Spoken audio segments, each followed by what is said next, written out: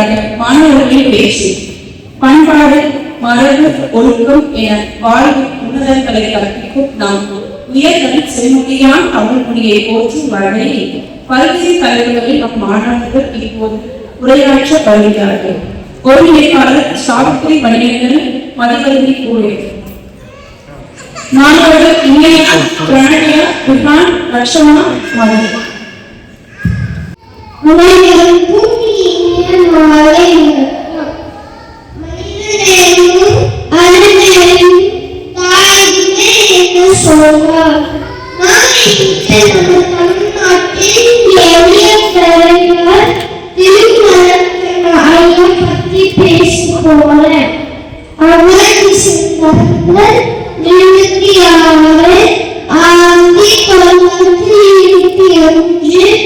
தூத்துக்குடி மாவட்டத்தில் பிறந்தார்.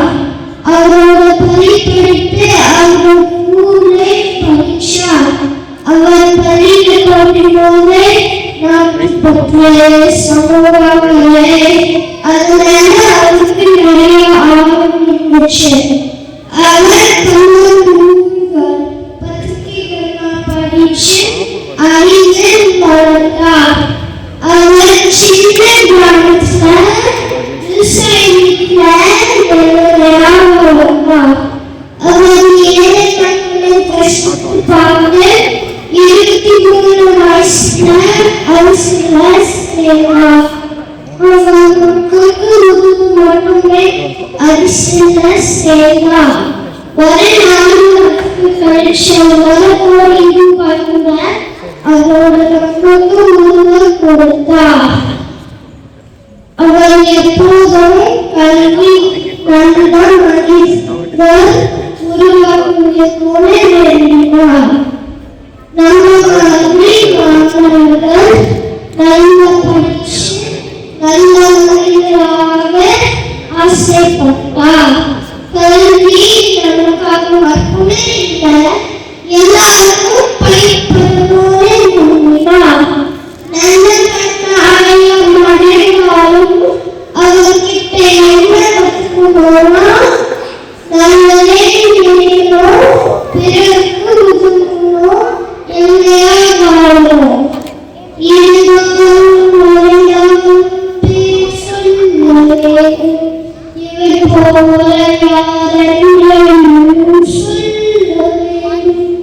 இவர் போல யாரென்று சொல்ல வேண்டும். நல்லதே காப்பு வாய்ப்பளித்த அனைவருக்கும் நன்றி, வணக்கம்.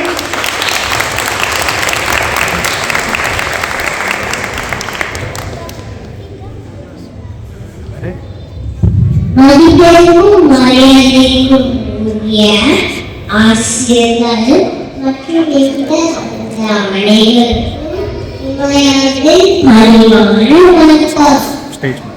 இன்னைக்கு பேசப்போற தலைப்பு பயணம். பயணமா? எந்த பயணம்? எந்த போறீங்க? இதுக்கான முதலா போற கேள்வி இல்லையா?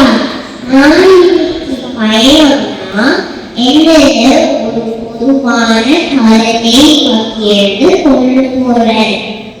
பயணம் இதோட ஒருவர் பொருள் ஒரு இடத்திலிருந்து இன்னொரு இடத்துக்கு இந்த உலகத்துல எல்லாம் தங்களோட தேவை அடைய அறிவுடன் செய்கிறார்கள். உதாரணமாக வேலை, உலகம், சுற்றுலா, இப்படி பல காரணங்கள் இருக்கு. வீடுகளோட பரிணாம வளர்ச்சி மட்டுமில்ல, பல நாகரீகங்கள் வளர்ந்து விரைவாக காரணம் பயணம். அதோ அந்த பயணம் எப்படி வருது, எப்படி ஆச்சரியப்படுத்துது, கண்டுபிடிச்சது விமானம். இப்போ சந்திராயன், அப்போலோ, ஆர்டமிஸ், இப்படி பல விண்கலம்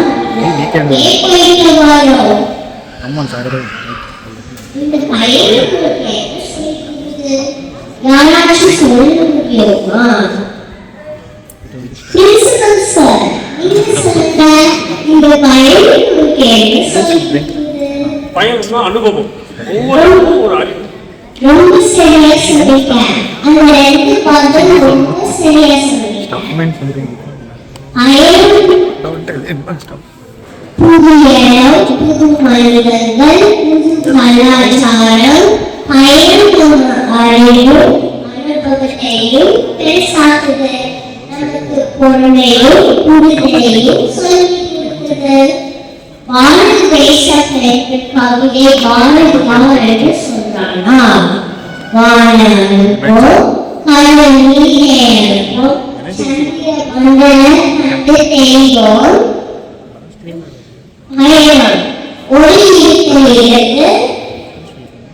இவ்வளவு இருக்கிறது மட்டும் இல்லை, அது நம்ம மாற்றும் ஒரு அனுபவம். நமக்கு வீட்டுக்கு சக்தி இறுதியாக நாமும் பயணித்து கற்று முன்னேறுவோம். இப்போது முடித்து வருகிறேன். நன்றி, வணக்கம். ஆசிரியர்களுக்கும் என் நண்பர்களுக்கும் வணக்கம்.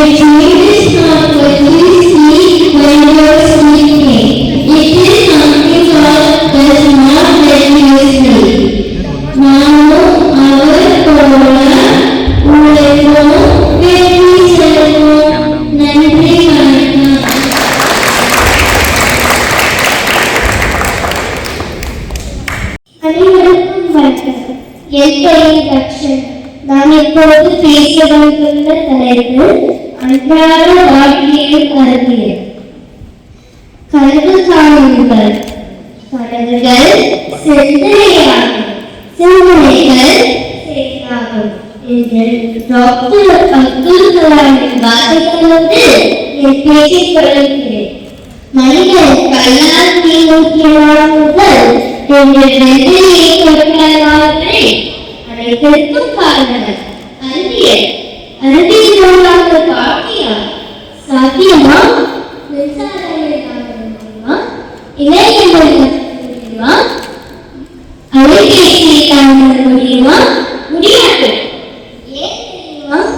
ஏனெனில் அறிவியல் என்பது பாடப்புத்தகத்தில் உள்ள பாடம் அல்ல, அது மனிதனாக காலையில் மலாரம் அறிவியல், அம்மா சரியல் அடுத்த அறிவியல், விவசாயம் உழவுக்கும் அறிவியல், மருத்துவரின் சிகிச்சைக்கும் அறிவியல், உயிரை காக்கும் அறிவியல், உங்களை உயர்த்தும் அறிவியல். நண்பர்களே, ஒரு காலத்தில் மனிதன் பறவைகளை பார்த்து வியந்தான் என்று விமானம் கண்டுபிடித்தான். ஒரு காலத்தில் மனிதன் நிலாவை பார்த்து ரசித்தான் என்று நிலாவிலே காலை வைத்தான். இதுதான் அறிவியல் அதிசயம். ஆனால் நண்பர்களே, அறிவியல் ஒரு ஆசீர்வாதமாக அணுசக்தி ஒளிகளை தரலாம், அதே அணுசக்தி அழிவுகளை தரலாம். ஆகவே அறிவியலை உருவாக்குவது புத்திசாலித்தனம், அதே அறிவியலை நன்மைக்கு பயன்படுத்துவது மனித தன்மை. மகாகவிகள் முழுவதும் சொன்னால் எளிய மொழிகள் வேண்டும். நாம் என்ன வேண்டும்? கண்டுபிடிக்க வேண்டும், உருவாக்க வேண்டும். இன்றைய மாணவர்கள் நாளைய விஞ்ஞானிகள்.